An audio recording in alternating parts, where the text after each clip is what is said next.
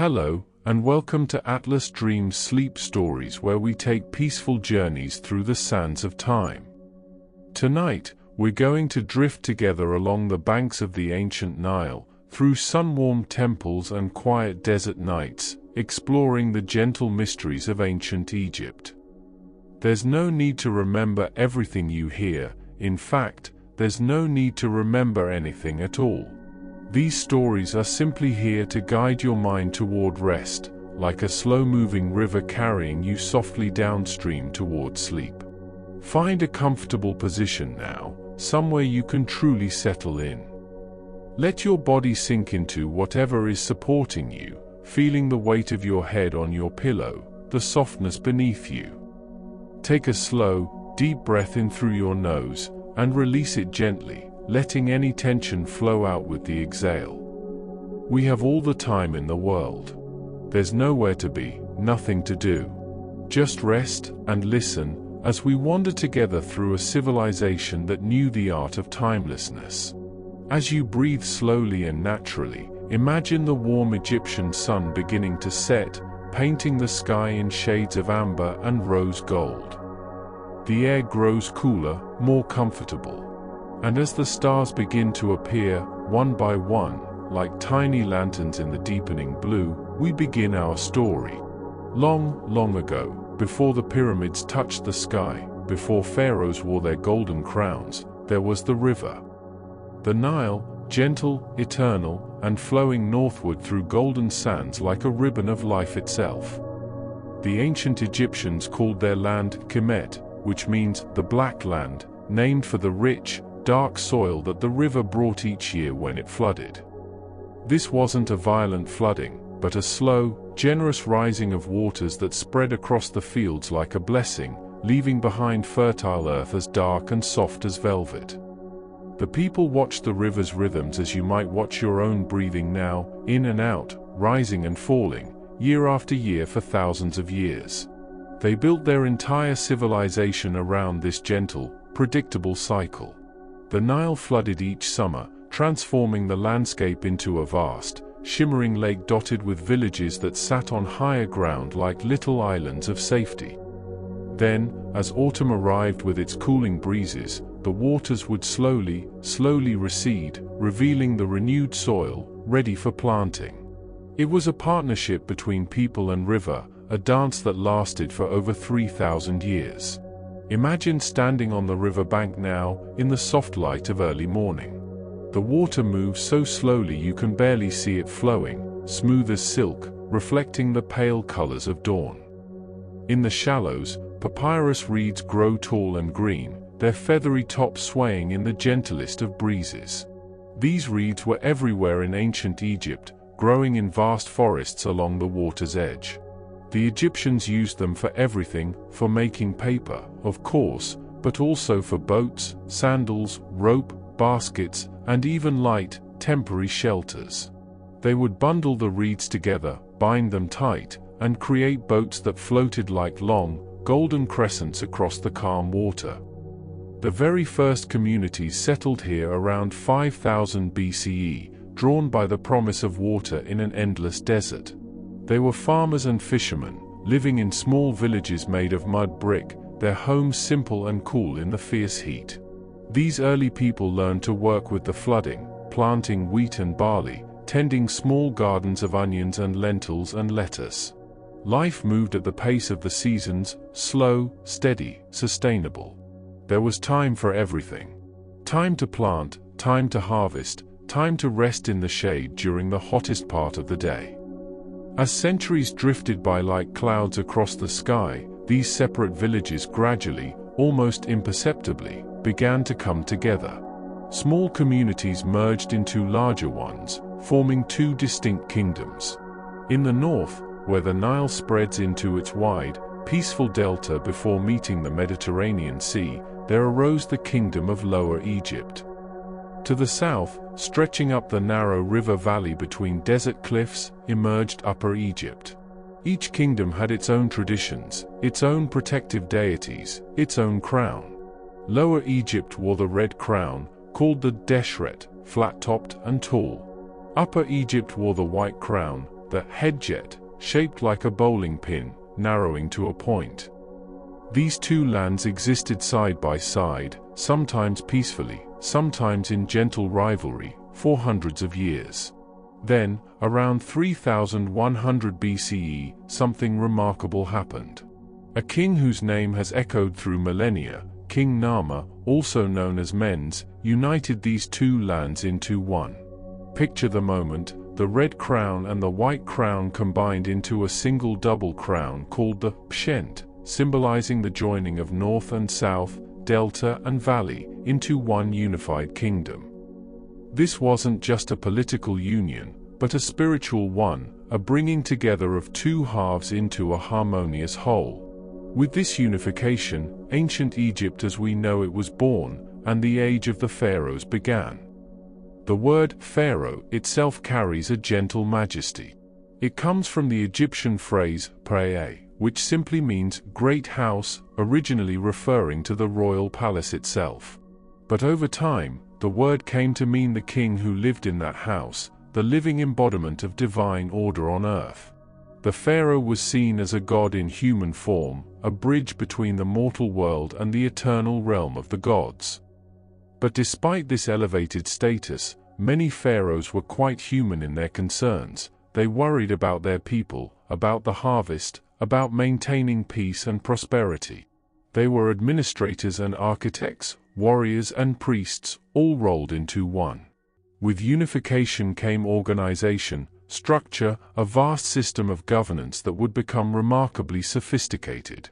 The Egyptians divided their year into 3 seasons, each one 4 months long, each month exactly 30 days. There was Akhet, the inundation season, when the river flooded and work in the fields paused. Then came Peret, the growing season, when seeds were planted and crops grew tall under the watchful sun.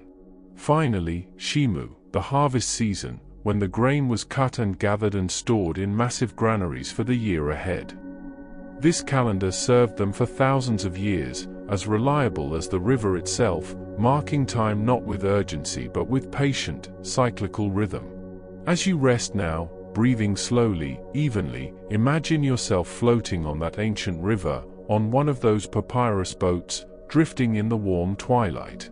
The water rocks you gently, back and forth, like a cradle. Above you, the first stars are appearing, the same stars the ancient Egyptians watched, the same constellations they named and studied and wove into their understanding of the cosmos.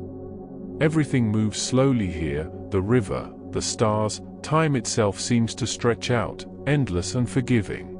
The early dynasties unfolded slowly, like lotus flowers opening to the morning sun. The Old Kingdom began around 2686 BCE, a period that would later be called the Age of the Pyramids, though that name hardly captures the quiet majesty of those centuries. This was a time when Egypt grew strong and prosperous, when the central government became more organized, more capable of great works. The pharaohs of this age ruled from Memphis, a city that sat at the meeting point of Upper and Lower Egypt, right where the river valley opened into the delta, a place of perfect balance. Memphis was a city of white walls and gleaming temples, busy harbors where boats arrived carrying goods from up and down the river.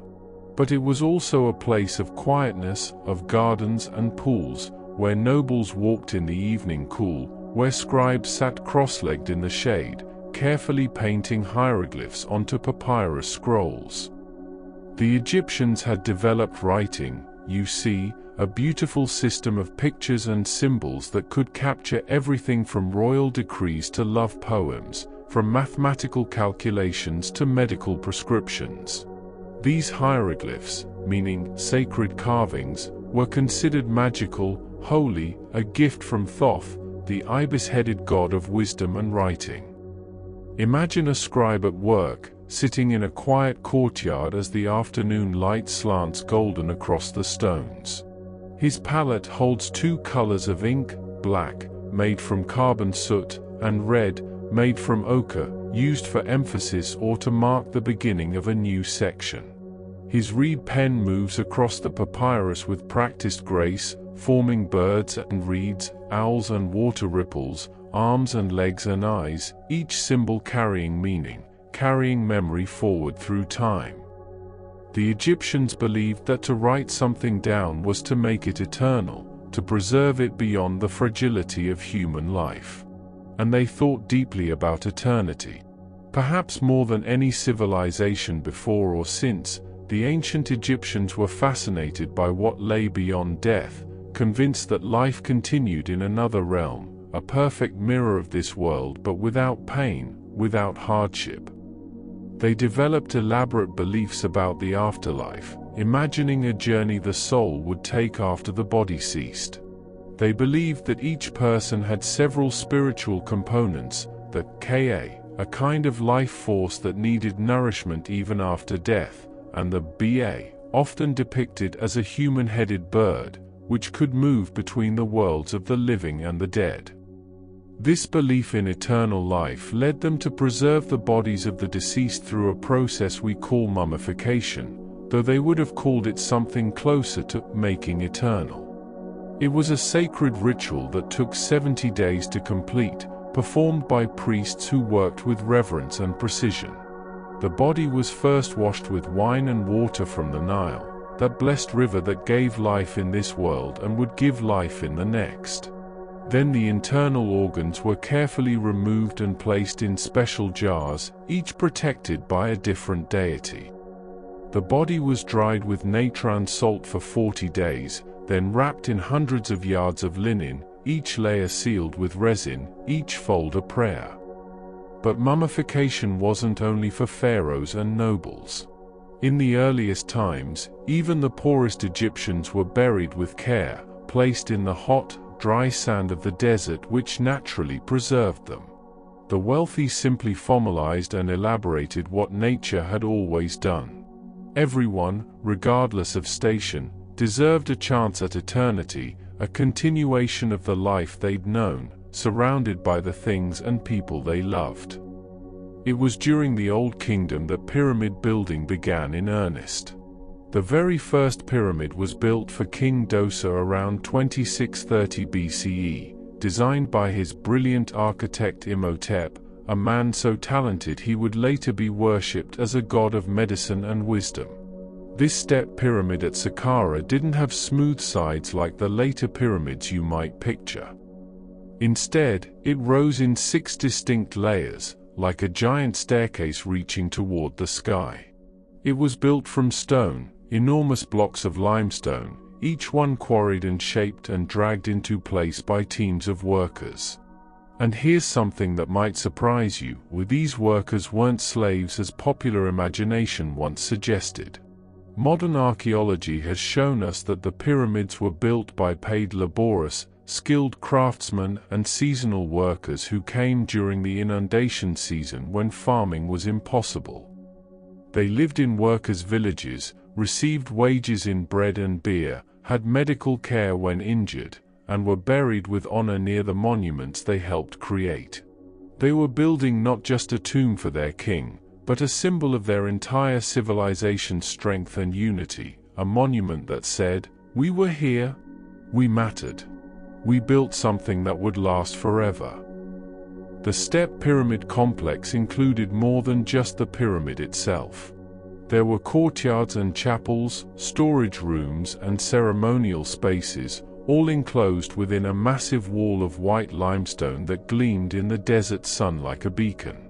Imhotep had created not just a tomb but an entire eternal estate where the pharaoh's spirit could live forever, hosting festivals, receiving offerings, continuing the royal duties even in death.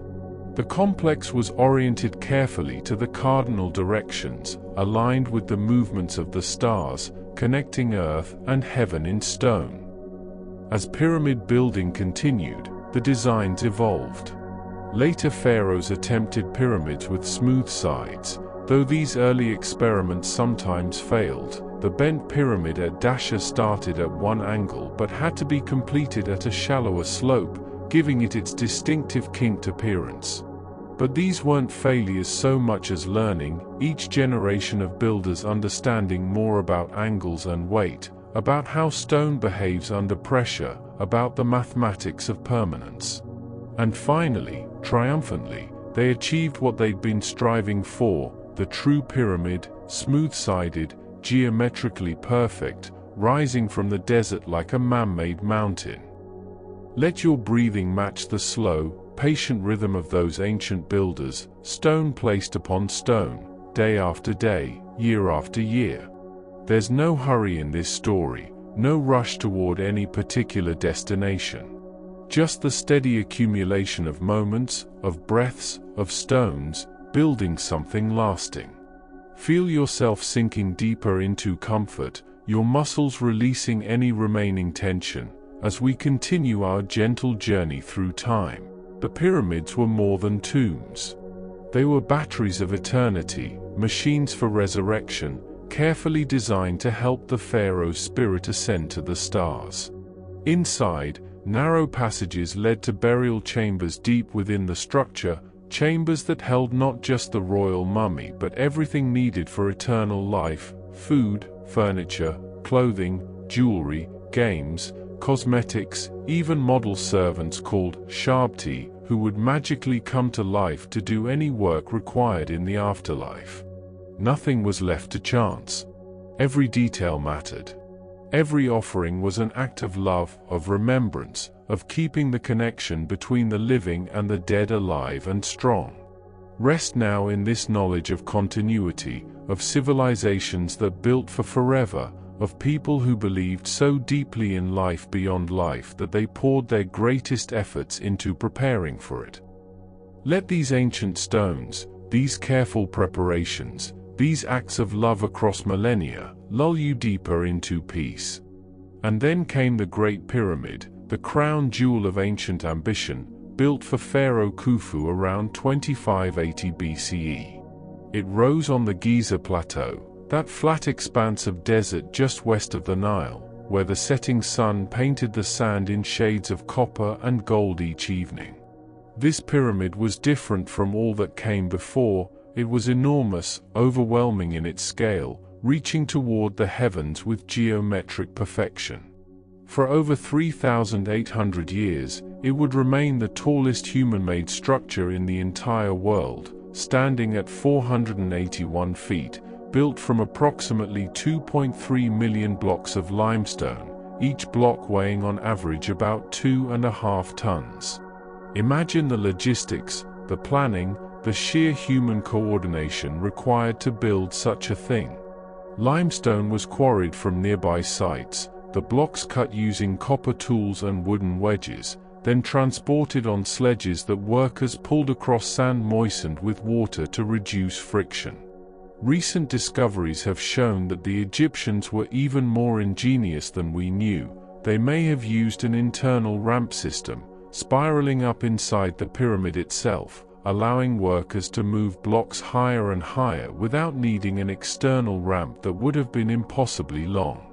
The precision of the construction is remarkable even by modern standards. The base of the pyramid is level to within just a few centimeters, and the sides are aligned almost perfectly with true north.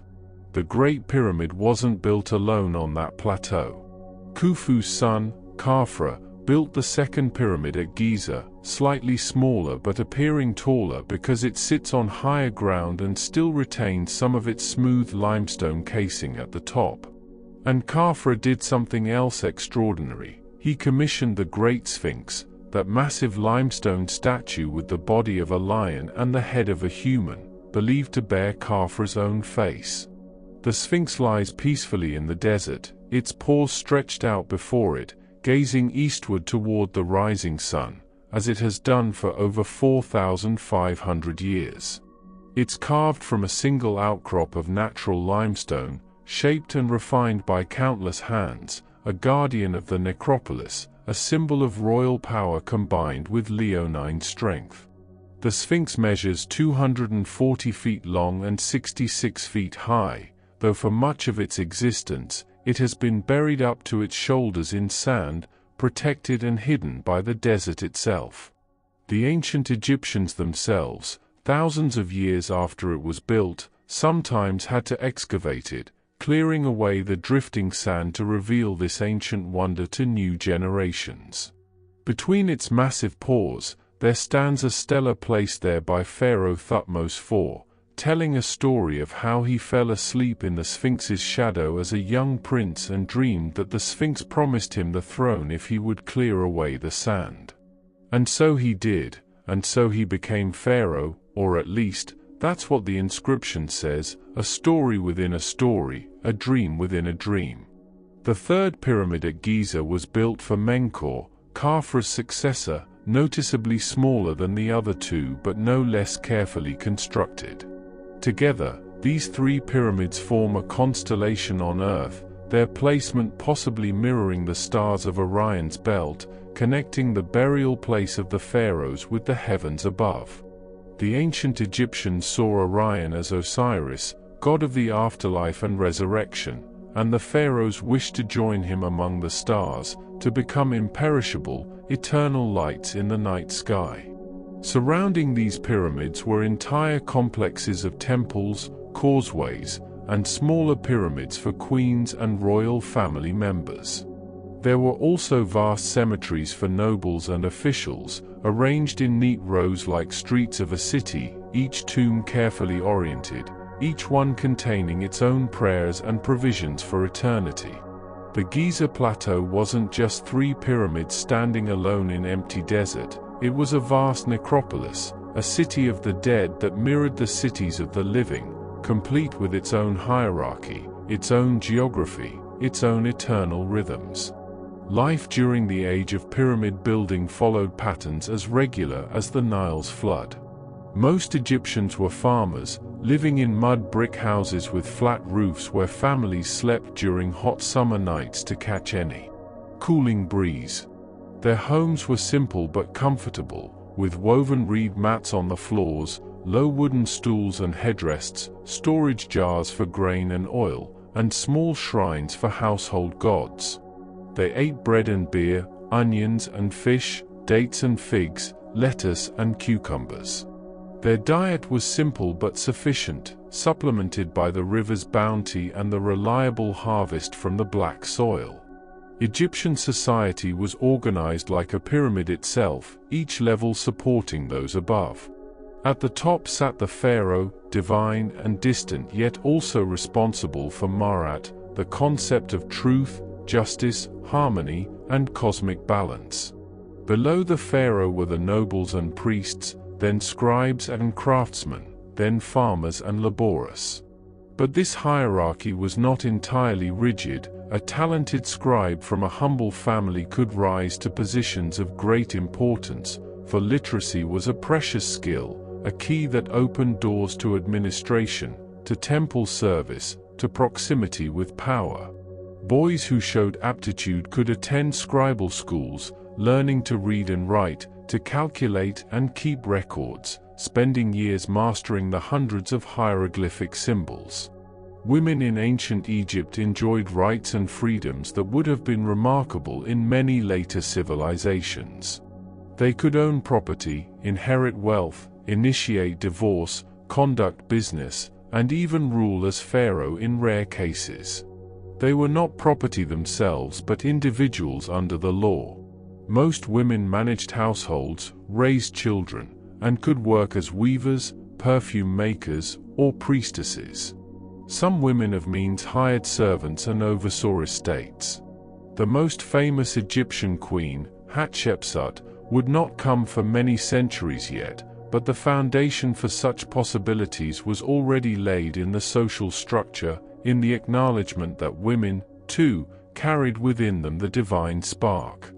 The Egyptians were deeply religious people, their daily lives interwoven with the divine. They worshipped hundreds of gods and goddesses, each one governing different aspects of life and nature. Ra, the sun god, sailed across the sky in his solar boat each day, battling the serpent of chaos each night in the underworld before emerging victorious at dawn. Osiris ruled the realm of the dead with wisdom and compassion. Isis, his devoted wife, was the great mother goddess, protector of children, mistress of magic. Atha brought joy and music and love. Thoth preserved knowledge and settled disputes between the gods. Anubis guided souls through the afterlife. These gods weren't distant and abstract, they were intimately involved in human affairs, and humans in turn honored them with offerings, festivals, prayers, and magnificent temples. Let yourself drift with these ancient rhythms, the sun crossing the sky, the river flowing north, the yearly flood and harvest, the careful construction of eternity one stone at a time. Your breathing has become slow and deep, your body heavy and relaxed, as if you too are resting in the shadow of those great pyramids, protected by the Sphinx, part of a story that stretches back thousands of years and continues forward into dreams. The Fourth Dynasty, which included Khufu, Khafra, and Menkaure, represented the pinnacle of pyramid construction, but it was also extraordinarily expensive in terms of resources and labor. After this dynasty ended around 2494 BCE, subsequent pyramids would be smaller, built with less massive stones, though still impressive and sacred. The focus was shifting, ever so gradually, from the size of the tomb to the elaboration of the texts and rituals within it, from external grandeur to internal spiritual sophistication. But the age of the Great Pyramids had established something permanent. Egypt's identity as a civilization of builders, of believers in eternity, of people who could achieve the seemingly impossible through cooperation, planning, and unwavering faith in the divine order of things. As the Old Kingdom continued into its fifth and sixth dynasties, something beautiful began to appear inside the pyramids themselves. The walls of the burial chambers and corridors started to be covered with hieroglyphic texts, thousands upon thousands of carefully carved symbols painted in blue and gold and green. These were the pyramid texts, the oldest religious writings known to humanity, first appearing in the Pyramid of Pharaoh Unas around 2375 BCE. They weren't stories in the way we might think of them, but rather spells, utterances, incantations meant to protect the pharaoh's spirit and guide it through the dangerous journey of the afterlife. Imagine standing in one of those chambers, the air cool and still, untouched by wind for thousands of years. The walls surround you with columns of hieroglyphs, each one meticulously carved into the stone, each one a prayer, a plea, a promise. The sky is clear, Sotis lives, one text proclaims, "For I am a soul. I have come from the island of fire, having filled my body with hika, meaning magic or spiritual power." These texts speak of transformation, of the pharaoh becoming one with the stars, joining the eternal cycle of death and rebirth that they saw enacted every day as the sun set and rose again. The pyramid texts reveal so much about how the ancient Egyptians understood existence. They believed the cosmos was ordered, balanced, maintained by the gods but requiring human participation through ritual and righteousness. They saw death not as an ending but as a transition, like the Nile's seasonal changes, like the sun's nightly journey through the underworld. Everything was cyclical, everything returned, everything that seemed lost was merely hidden, waiting to emerge again. This worldview gave them tremendous resilience, a patience with life's difficulties, a certainty that struggle was temporary but eternity was real. Around 2181 BCE, the Old Kingdom came to an end, not with conquest or catastrophe, but with a gradual weakening of central authority. The power of the pharaohs diminished while regional governors, called nomarchs, grew more independent, more like kings of their own territories.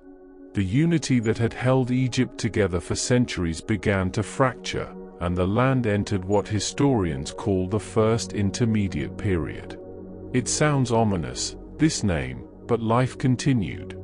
People still farmed and fished, still married and raised children, still buried their dead with care and hope. The difference was that the grand project stopped, the pyramids ceased, and Egypt became a patchwork of smaller territories rather than one unified kingdom. This period lasted for about 125 years, a time of competition and occasional conflict between different regions, different ruling families claiming legitimacy. But it was also a time of cultural development, of new literary forms emerging. The upheaval produced profound works of literature, philosophical texts that questioned authority and explored the meaning of justice and the nature of good leadership. One text from this period, called The Eloquent Peasant, tells of a poor farmer who is robbed and repeatedly petitions a high official for justice with such beautiful rhetoric that the official deliberately delays judgment just to hear more of the peasant's speeches. It's a story about the power of words, the importance of justice, and the duty of the powerful to listen to the powerless. Eventually, around 2055 BCE, a dynasty from Thebes in southern Egypt succeeded in reuniting the country, ushering in what we call the Middle Kingdom. The pharaohs of the 11th dynasty, and then the powerful 12th dynasty that followed, restored central authority and ushered in a new golden age. The capital moved to a city called Idjatori, near modern-day Lisht, though Thebes remained crucially important as a religious center. The Middle Kingdom pharaohs presented themselves not as distant gods but as shepherds of their people, responsible rulers who worked to ensure prosperity, justice, and security. These Middle Kingdom rulers undertook ambitious projects to improve Egypt's infrastructure and expand its prosperity. Perhaps the most remarkable was the work done in the Fem, a large oasis-like depression southwest of Cairo connected to the Nile by a channel. Pharaoh Amenemhat III and his predecessors worked to control and regulate the water flowing into this region, creating a vast irrigation system that turned marshland into some of Egypt's most fertile farmland. They transformed the natural lake in the Fem into a reservoir that could store floodwater and release it gradually during the dry season, an engineering feat that benefited the entire region and demonstrated sophisticated understanding of hydraulics and long-term planning. The Middle Kingdom also saw Egypt expanding its borders and influence. To the south, they pushed into Nubia, that land of gold and ebony, establishing fortresses along the Nile at the Second Cataract, where the river becomes rocky and turbulent, difficult to navigate. These weren't just military outposts but trading centers, built with massive mud brick walls that still stand in places, testimony to Egyptian engineering. The fortresses had names like repelling the bows and curbing the countries, revealing their defensive purpose, but they also facilitated the flow of goods northward, gold and ivory, incense and exotic animal skins, all the riches of Africa flowing into Egypt's treasury. Trade extended in other directions too. Egyptian ships sailed to Punt, a legendary land probably located along the coast of modern Somalia or Eritrea, bringing back myrrh and frankincense, those precious resins burned as incense in temples, filling the air with fragrance that carried prayers to the gods. They traded with the Levant, with Syria and Canaan, exchanging Egyptian gold and grain for cedar wood and copper, for silver and lapis lazuli. The Middle Kingdom was a time of connection, of Egypt as not isolated but rather at the center of a web of exchange that stretched across the known world. Literature flourished during the Middle Kingdom in ways it hadn't before. This was the classical age of the Egyptian language, and the texts produced then would be copied and studied for centuries afterward, the way later cultures would study Homer or Shakespeare. There were wisdom texts teaching proper behavior and the ways to live a good life. There were adventure stories like The Tale of Sinew, about an official who flees Egypt in fear, lives in exile in Syria, becomes wealthy and successful there, but spends his whole life longing to return home, to be buried in Egyptian soil. When he finally receives the pharaoh's pardon and comes home as an old man, the text describes his joy in almost heartbreaking terms. It's a story about identity, about what makes us who we are, about the pull of home that transcends logic or circumstance. Let these stories, these ancient voices, wash over you like the Nile's gentle current. Feel yourself floating in this river of time, supported by the water, rocked by the rhythm of rise and fall, of unity and division, of building and rebuilding. Your eyelids are heavy now, so heavy, like the stones of the pyramids settling into the sand. Your breath is slow, so slow, matching the patient flow of centuries. Everything is peaceful here, everything is safe, as you drift deeper into the realm of rest. The Middle Kingdom represented a refinement of Egyptian civilization, a period when art became more realistic and naturalistic, when literature explored complex emotions and moral ambiguity, when the relationship between ruler and ruled was reimagined in more reciprocal terms. It was a time of maturity, of a culture fully developed and confident in its identity, building not the largest monuments but perhaps the most thoughtful ones, not shouting about eternity but speaking of it in careful, considered voices. But even golden ages must eventually fade, like the sun descending toward the western horizon. The Middle Kingdom's stability began to weaken in its later years, and around 1650 BCE, Egypt entered its second intermediate period, a time more turbulent than the first. Foreign people called the Hyksos, whose name means rulers of foreign lands, gradually migrated into the Nile Delta from the east, from the lands of Canaan and Syria. They didn't conquer Egypt in one dramatic invasion but rather settled peacefully at first, their numbers growing over time until they eventually established their own dynasty in the north, ruling from the city of Avaris in the eastern delta. The Hyksos brought with them new technologies that would change Egypt forever.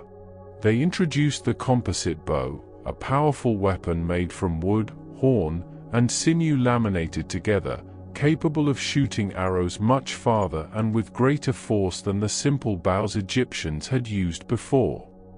They brought bronze working techniques that were more advanced than Egypt's own.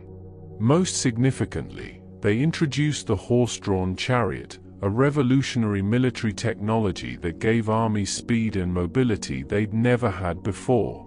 These chariots were light and fast, carrying a driver and an archer, able to wheel and strike and retreat with unprecedented agility.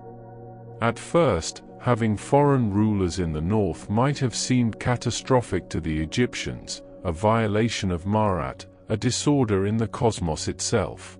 But the Hyksos adopted Egyptian customs, wrote their names in hieroglyphs, honored Egyptian gods alongside their own deities, and ruled much as Egyptian pharaohs had. Meanwhile, in the south, Egyptian dynasties continued to rule from Thebes, and for a time, the two powers coexisted, trading and sometimes competing but not in constant warfare. It was an uncomfortable arrangement, to be sure, but not without its periods of peace and even cooperation. The eventual expulsion of the Hyksos would become one of Egypt's defining national narratives, but that liberation came gradually, through the determined efforts of the Ban rulers who saw themselves as the rightful pharaohs of all Egypt. The campaigns began under Seqenenre Dao, whose mummy shows evidence of violent death, wounds to his skull suggesting he died in battle. His son Kamose continued the fight, pushing northward, reclaiming Egyptian territory piece by piece. But it was Kamose's brother, Ahmose, who finally succeeded around 1550 BCE in driving the Hyksos out of Egypt entirely and reuniting the land under native rule once more. With this reunification came the New Kingdom, the most powerful, prosperous, and famous period of ancient Egyptian history. This was the Age of Empire, when Egypt would reach its greatest territorial extent, controlling lands from Nubia in the south deep into Syria in the north. This was the age of the great warrior pharaohs, of magnificent temples that still stand today, of treasures that would astound the world millennia later. Ahmose established the 18th dynasty, and his descendants would make Egypt the dominant power of the ancient Near East for centuries. The capital of this new empire was Thebes, that ancient city on the Nile's east bank in Upper Egypt. But Thebes was more than just a political capital. It was a sacred city, home to the great temple complex of Karnak, dedicated to Amun-Ra, king of the gods. Karnak would be expanded and elaborated by nearly every pharaoh of the new kingdom, each one adding pylons and halls, obelisks and statues, until it became the largest religious complex in the ancient world, a forest of columns, a maze of courtyards, a testament to accumulated devotion spanning centuries. Across the river from Thebes, on the west bank where the sun set each evening, the pharaohs created a vast necropolis.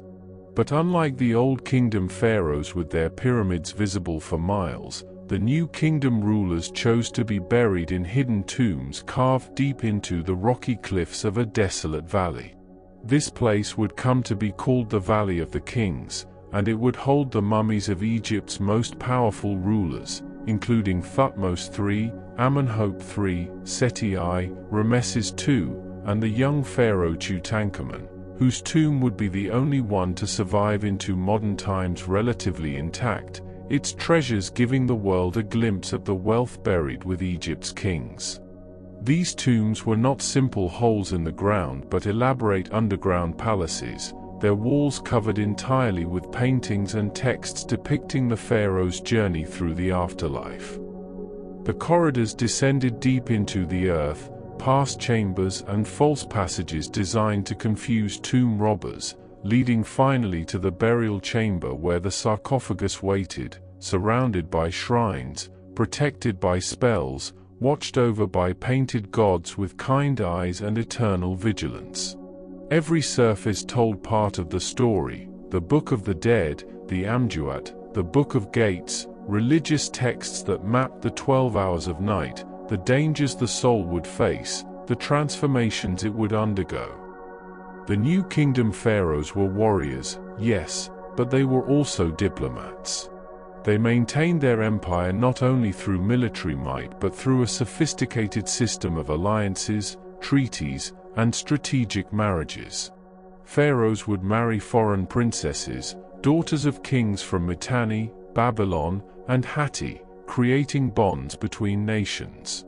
These royal women came to Egypt with large entourages, bringing their own languages and customs, enriching Egyptian court life with international flavor.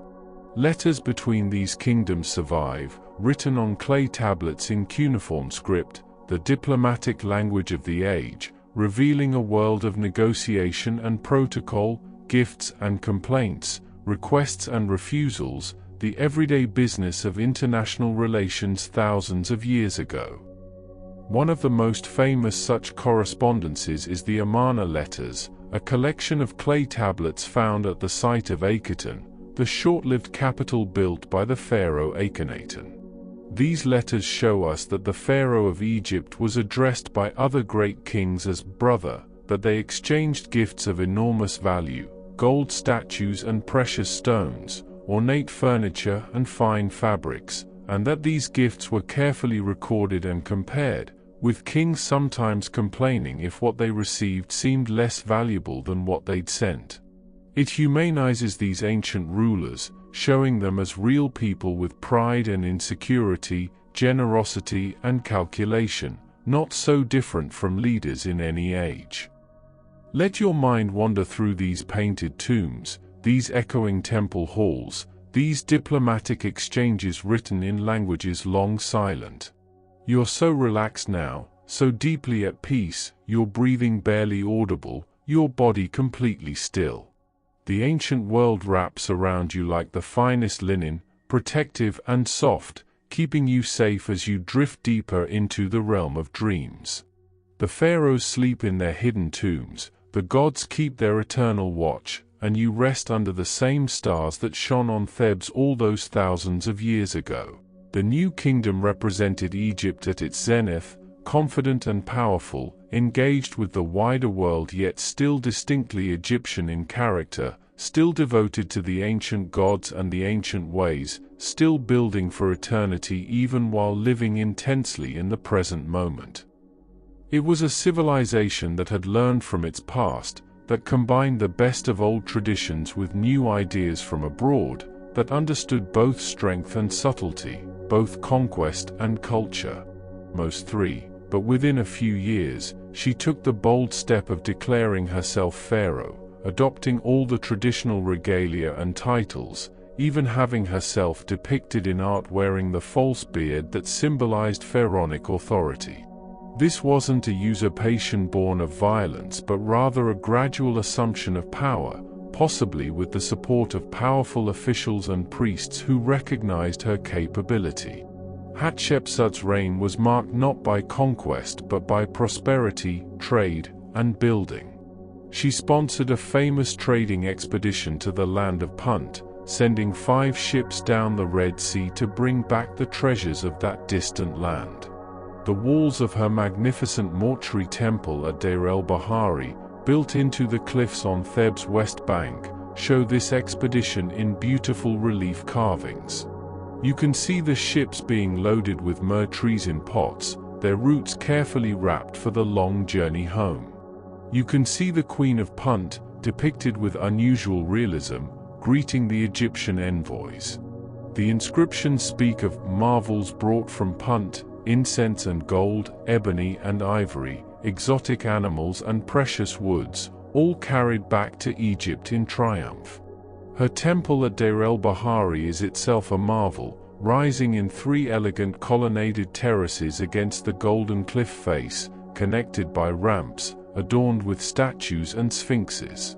It was designed by her architect Senenmut, who may have been more than just her builder, possibly her lover, though the evidence remains ambiguous, wrapped in the discretion that ancient officials maintained about private matters. The temple sits in perfect harmony with the landscape, as if it grew from the rock itself, a place of serenity and sacred beauty where rituals were performed and offerings made to ensure the eternal favor of the gods.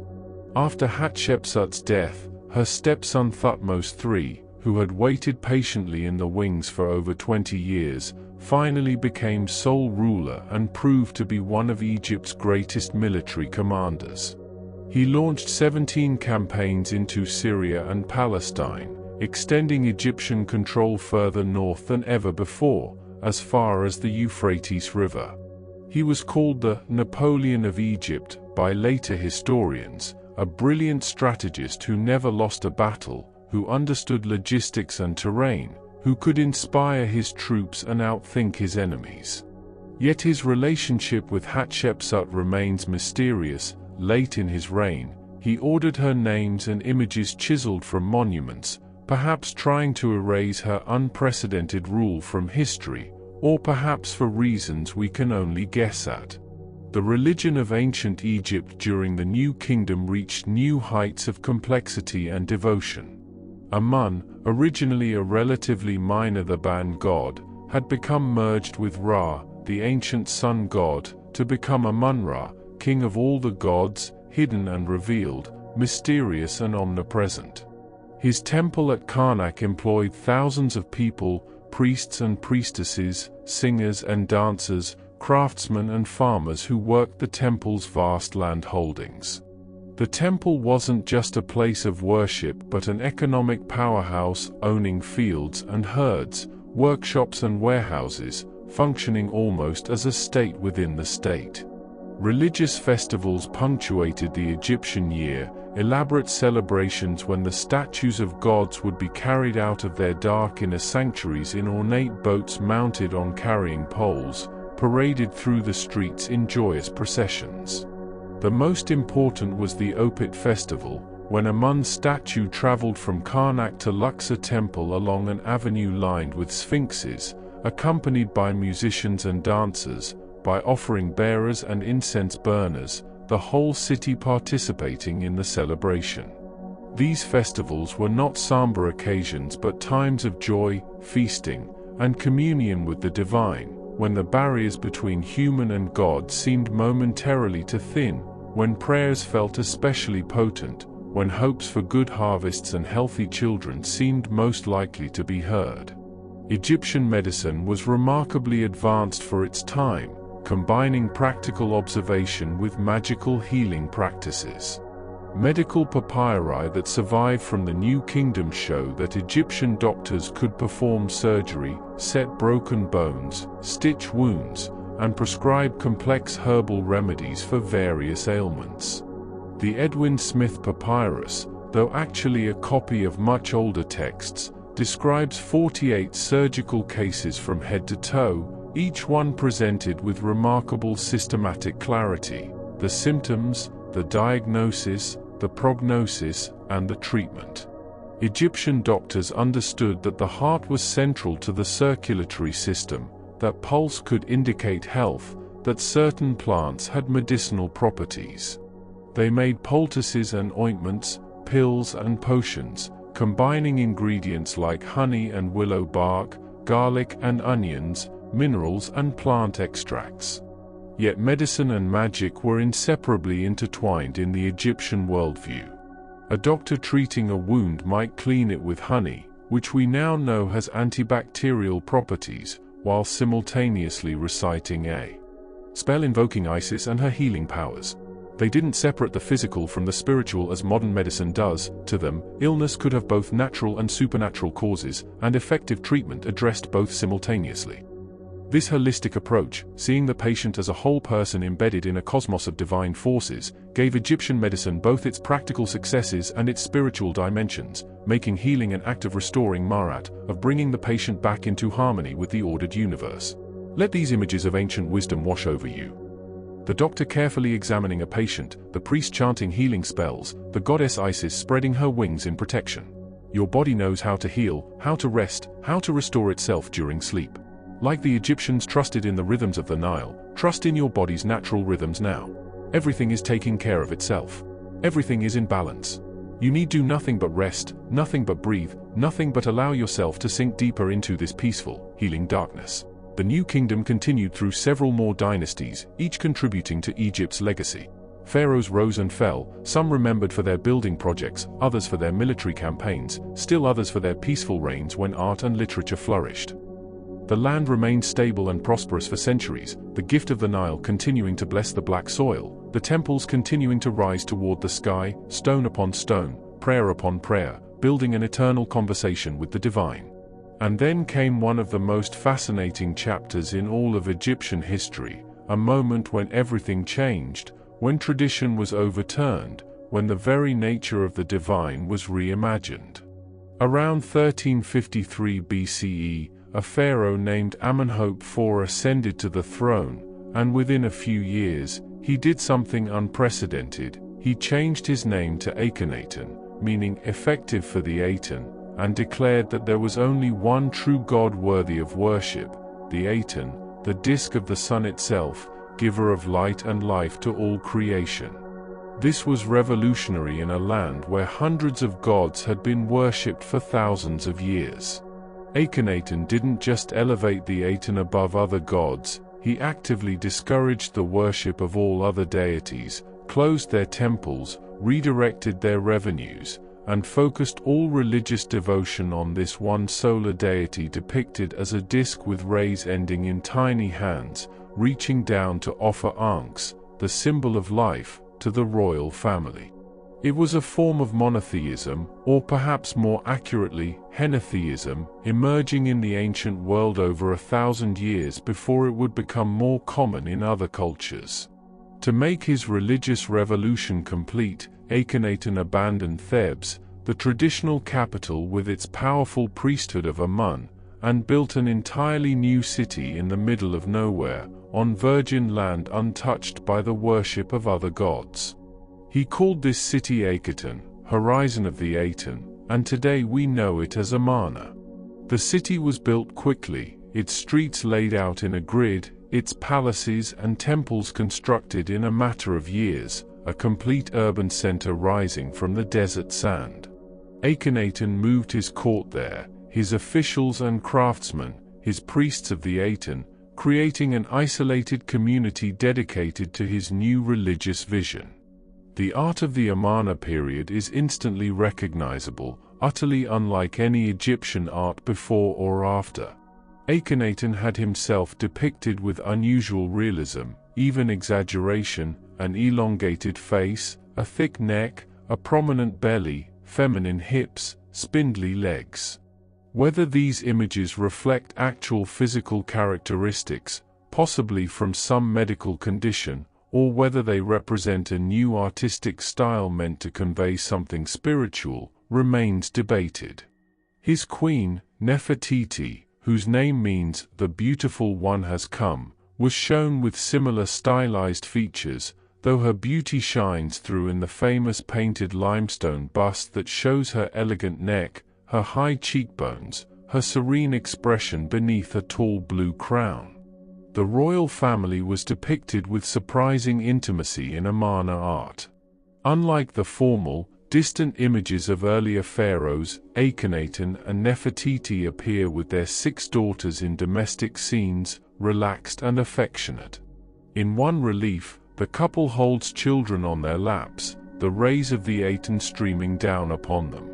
In another, Akhenaten kisses one of his daughters. These are images of a royal family, yes, but also simply of a family, showing love and tenderness, ordinary moments made sacred by the presence of the Aten's rays. It's touching even across the millennia, this glimpse of parents who loved their children, who wanted that love recorded for eternity. But Akhenaten's revolution was not to last. When he died around 1336 BCE, after ruling for 17 years, the forces of tradition were ready to reassert themselves. His young son, who had been born Tutankhaten, changed his name to Tutankhamun, replacing the Aten with Amun, signaling a return to the old gods. The boy king, only about 9 years old when he took the throne, likely had little say in these decisions. Powerful officials and priests guided the restoration of traditional religion, reopening the old temples, reinstating the old priesthoods, moving the capital back to Thebes and Memphis. Tutankhamun ruled for only about 10 years before dying at approximately 18 or 19 years of age. In life, he was a minor pharaoh, his reign largely forgettable, but in death, he would become the most famous pharaoh of all. His tomb in the Valley of the Kings, designated KV62, was small and hastily prepared, but it had one crucial attribute: it was hidden beneath debris from later tomb construction and remained undiscovered by ancient tomb robbers who stripped almost every other royal tomb of its treasures. On November 4, 1922, archaeologist Howard Carter discovered the entrance to Tutankhamun's tomb, and after weeks of careful excavation, he made a small hole in the sealed doorway, held up a candle, and peered inside. His patron, Lord Carnarvon, standing anxiously behind him in the darkness, asked, "Can you see anything?" And Carter replied with what may be archaeology's most famous understatement, "Yes, wonderful things." The tomb contained over 5,000 objects, everything from golden shrines and chariots to simple wooden boxes and linen underwear, a complete snapshot of what an Egyptian king took with him into eternity. The innermost coffin was solid gold, weighing over 240 pounds, shaped in the form of the king with his arms crossed, holding the crook and flail of kingship. Inside lay Tutankhamun's mummy, face covered with a golden mask that has become one of the most iconic images in all of archaeology. The mask shows the young king idealized, eternally youthful, wearing the Nemes headdress with the cobra and vulture of united Egypt on his brow.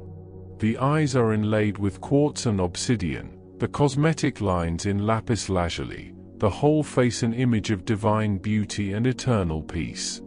Looking at that mask, you see not death but life, not ending but continuation, not absence but presence. The treasures of Tutankhamun's tomb traveled the world in exhibitions, seen by millions of people, sparking renewed fascination with ancient Egypt. Those objects, created over 3,300 years ago, spoke across the centuries with surprising immediacy. The golden sandals, the ivory game board, the alabaster perfume jars, the gilded wooden animals, these weren't just artifacts but personal possessions, things the young king had actually used or worn or loved, making him suddenly real, suddenly human, a teenager who lived and died in a world both alien and familiar. Let yourself rest now in the quiet darkness of that sealed tomb, protected and preserved, sleeping peacefully through millennia. You are safe in your own darkness, your own rest, your own journey through the night. The golden mask gazes serenely through the ages, peaceful and still, just as you are becoming more peaceful, more still, with each slow breath you take. Time stretches out, becomes meaningless, becomes eternal. After Tutankhamun came other pharaohs, including the long and glorious reign of Ramesses II, who would rule for 66 years and build monuments across Egypt. But those are stories for another time, other moments of rest. For now, let the images of golden masks and sun discs, of devoted parents and patient archaeologists, of treasures sleeping in darkness and then brought to light, let all these gently fade as sleep comes closer, as your breathing becomes deeper, as the ancient world and the modern world blur together in the peaceful space of dreams. The 19th dynasty brought forth one of ancient Egypt's most celebrated rulers, a pharaoh whose very name has become synonymous with grandeur and ambition. Ramesses II, also known as Ramesses the Great, ascended to the throne around 1279 BCE when he was in his early 20s, and he would rule for an astonishing 66 years, living into his 90s, an extraordinary lifespan for the ancient world. By the time he died, he had outlived many of his children and had seen generations come and go, a living monument to stability and continuity. Ramesses II was a builder on a scale perhaps never matched before or since in Egyptian history. Everywhere you look in Egypt, it seems, there are monuments bearing his name, temples and statues proclaiming his glory. He completed the great hypostyle hall at Karnak, a forest of 134 massive columns arranged in 16 rows, each column carved with hieroglyphs and reliefs, the central columns rising to 69 feet tall, so enormous that 50 people could stand on the flat top of each one. Walking through that hall, you would feel utterly dwarfed, surrounded by stone pillars like the trunks of impossibly huge trees, the ceiling so far above catching only filtered light, creating an atmosphere of sacred dimness, of divine mystery. But perhaps his most iconic monument is the temple at Abu Simbel, carved directly into a sandstone cliff face in Nubia, far to the south near Egypt's border with modern Sudan. The facade of the great temple features 4 colossal seated statues of Ramesses himself, each one 67 feet tall, sitting in eternal majesty with hands resting on their knees, wearing the double crown of Upper and Lower Egypt, gazing out across the desert with calm, powerful expressions.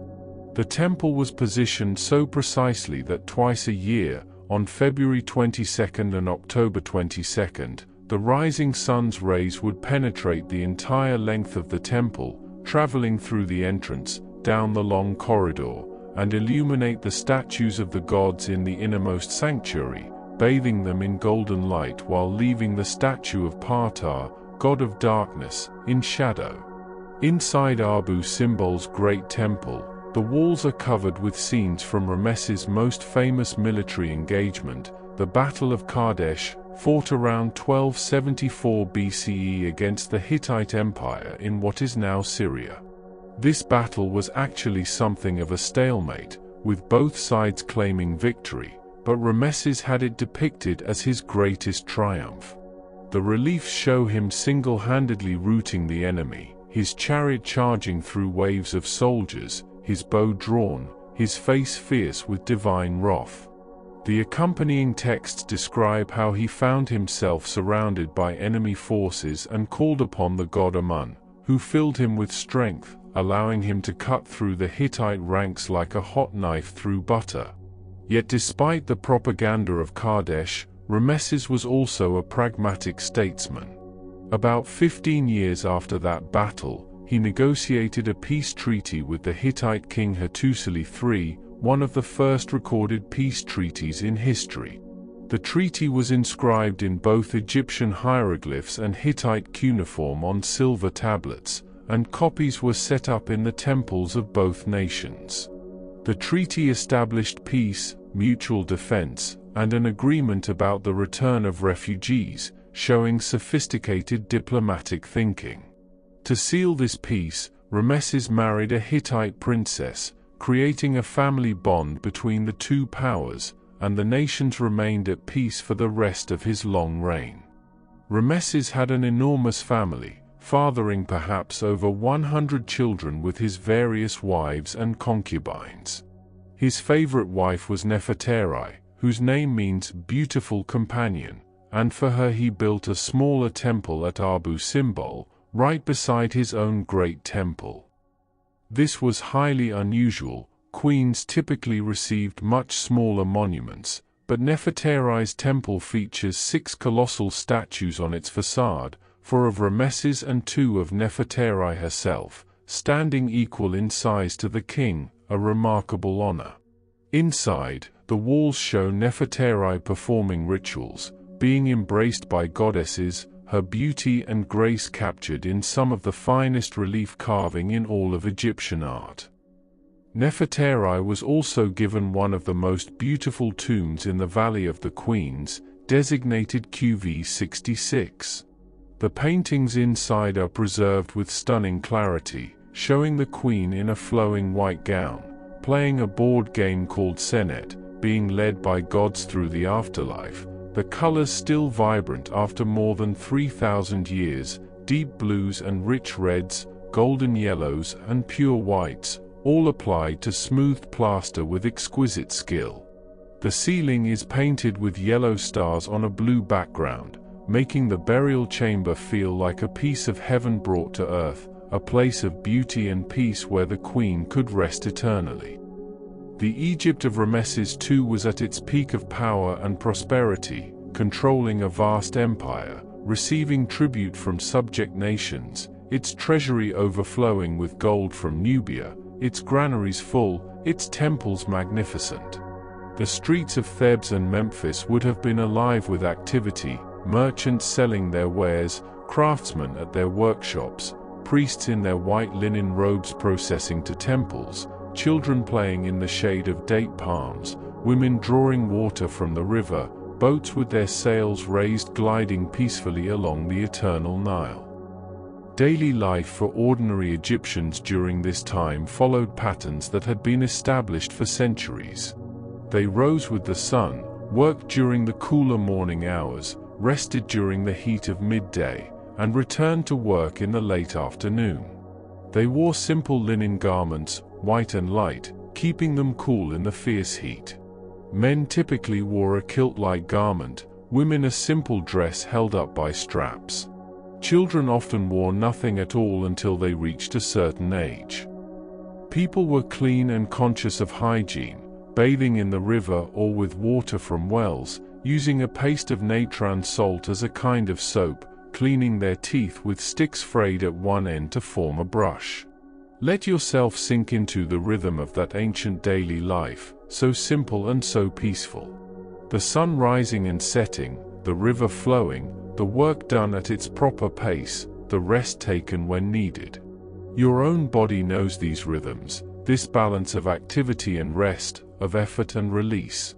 Feel yourself becoming part of that ancient pattern, breathing with the same ease, resting with the same completeness, letting go of everything unnecessary, everything that doesn't serve your peace, your sleep, your gentle journey into dreams.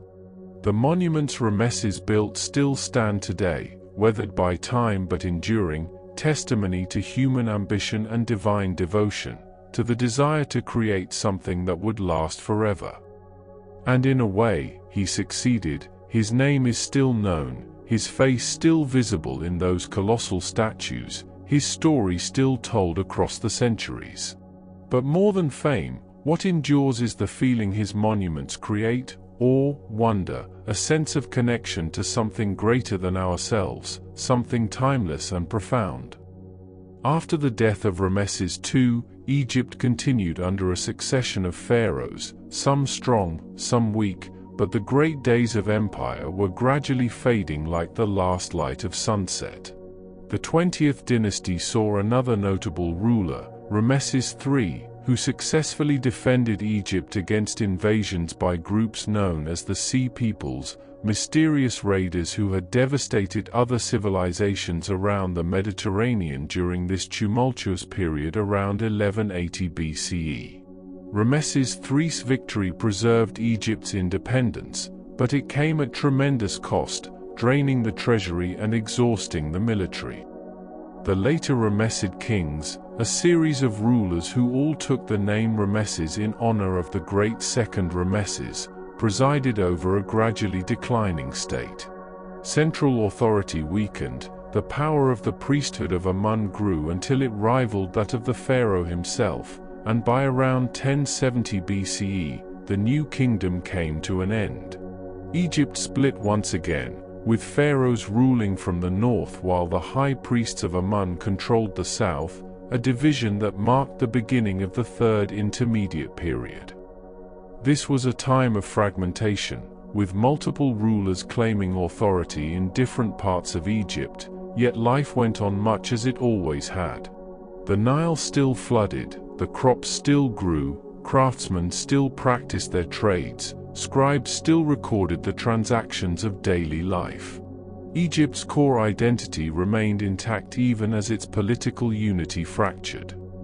The civilization had deep roots, traditions stretching back thousands of years, and these traditions continued to give meaning and structure to Egyptian life even in times of political uncertainty. During this period, around 945 BCE, Libya dynasties came to power, descendants of Libyan military commanders who had settled in Egypt and gradually assumed control.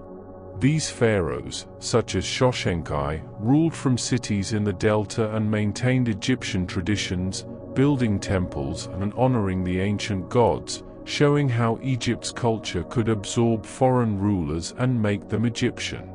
The civilization had a remarkable capacity for continuity, for maintaining its essential character even as the faces of power changed.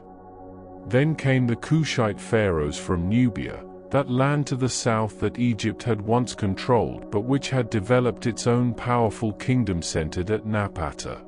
Around 747 BCE, the Kushite king Pir marched north and conquered Egypt, establishing the 25th dynasty. These pharaohs were deeply devoted to Egyptian traditions, perhaps even more so than native Egyptian rulers of recent centuries. They saw themselves as restorers of ancient values, defenders of Marat, returning Egypt to its former glory. They built pyramids in their homeland of Nubia, steep-sided structures different from Egypt's ancient pyramids but clearly inspired by them, a tribute to the civilization they now ruled. The most famous of the Kushite pharaohs was Taharqa, who ruled from around 690 to 664 BCE. He undertook building projects throughout Egypt and Nubia, adding to the great temple at Karnak, constructing monuments that proclaimed his devotion to Egyptian gods.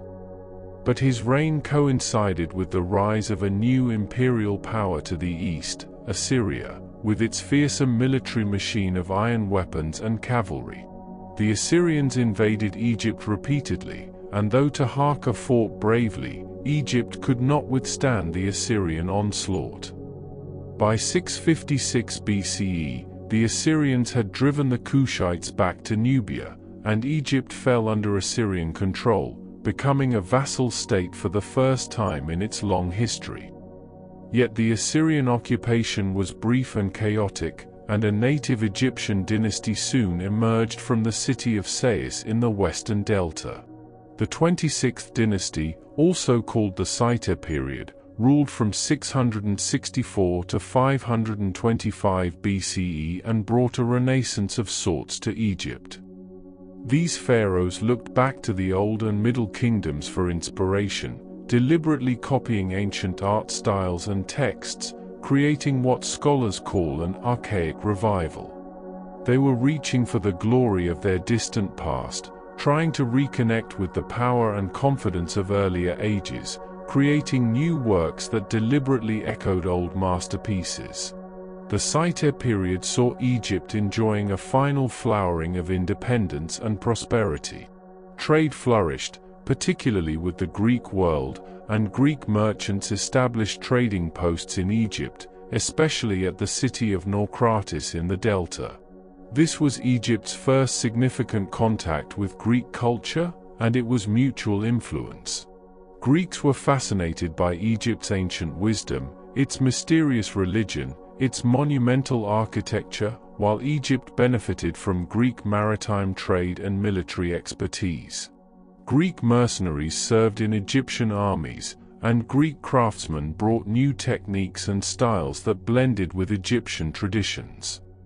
One of the remarkable achievements of this period was a naval expedition commissioned by Pharaoh Necho II around 600 BCE.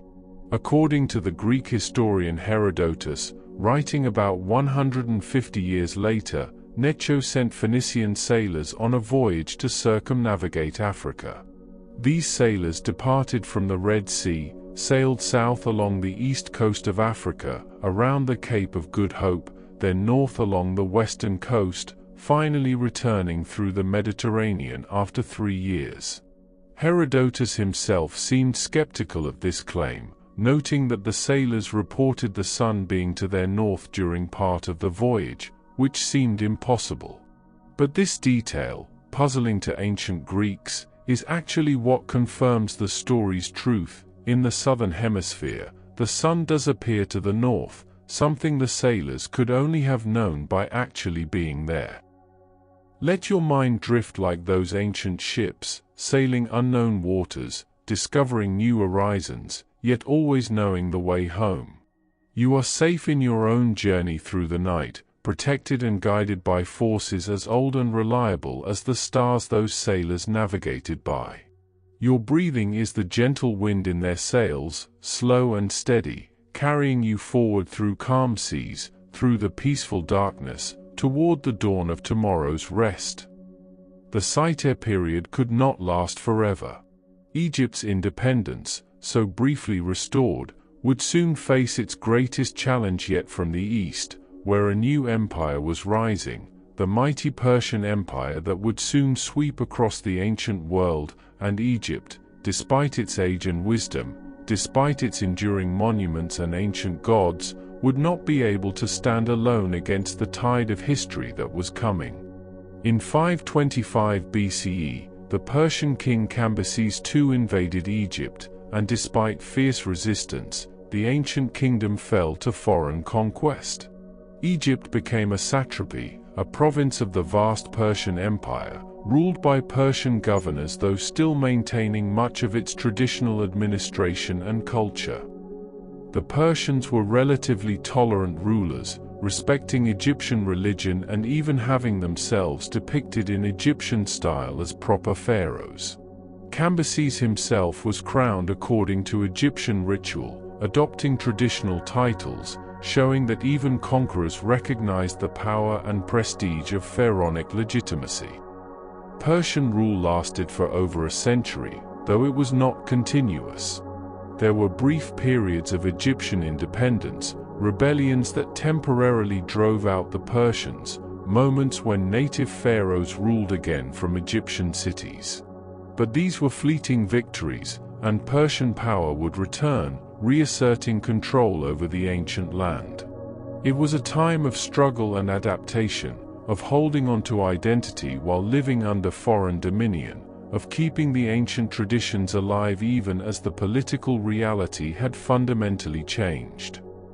Then came Alexander the Great, the young Macedonian king who swept across the known world like a whirlwind, defeating the Persian Empire in a series of brilliant campaigns.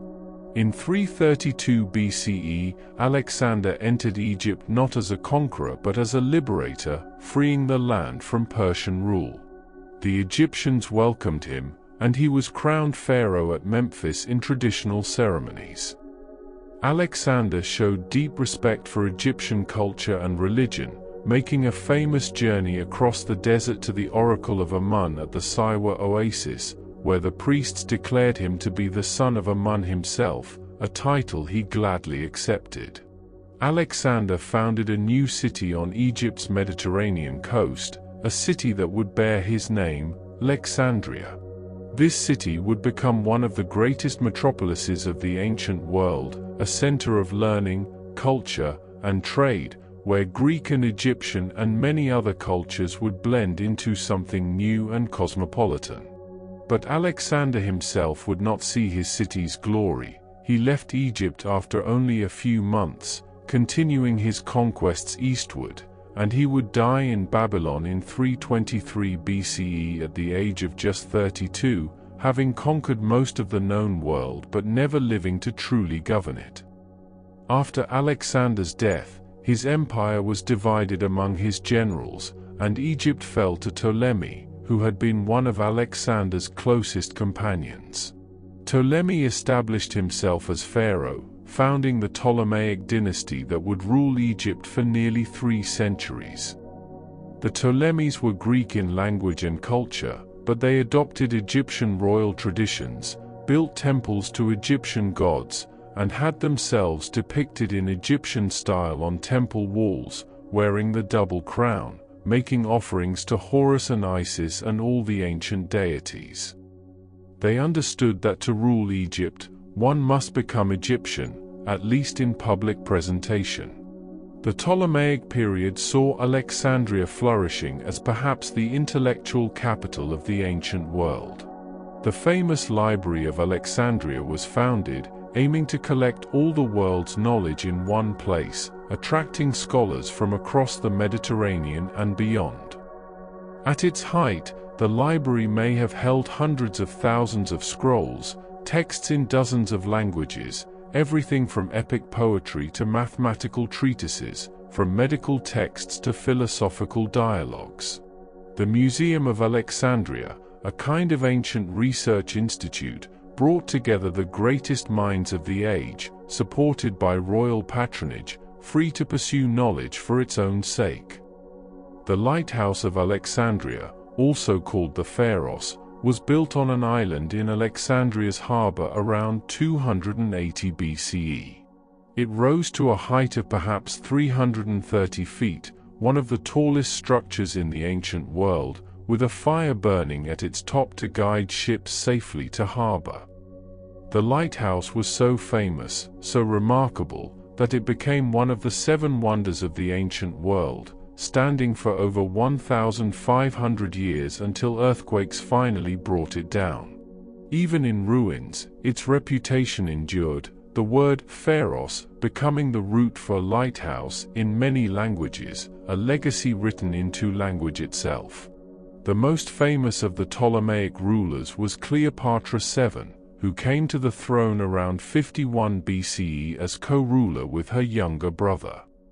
Cleopatra was highly educated, said to speak 9 languages, skilled in mathematics and philosophy, charming and politically astute.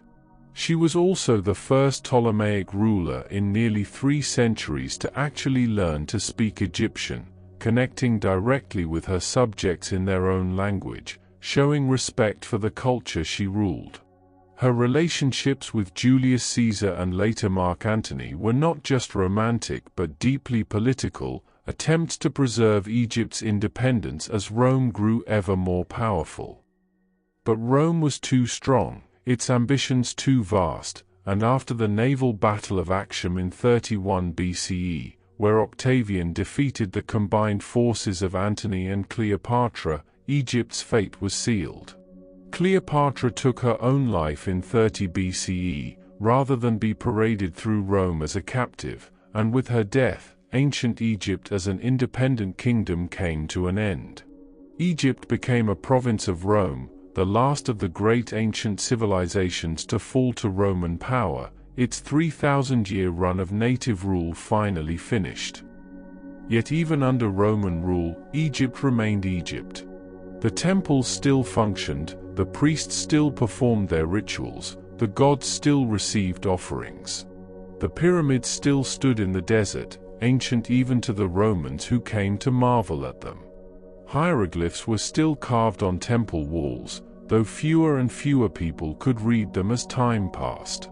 Egyptian culture, so resilient, so deeply rooted, continued in modified forms, adapting once again to new rulers, new times, while maintaining its essential character, its connection to the deep past, its identity forged over millennia along the banks of the eternal Nile.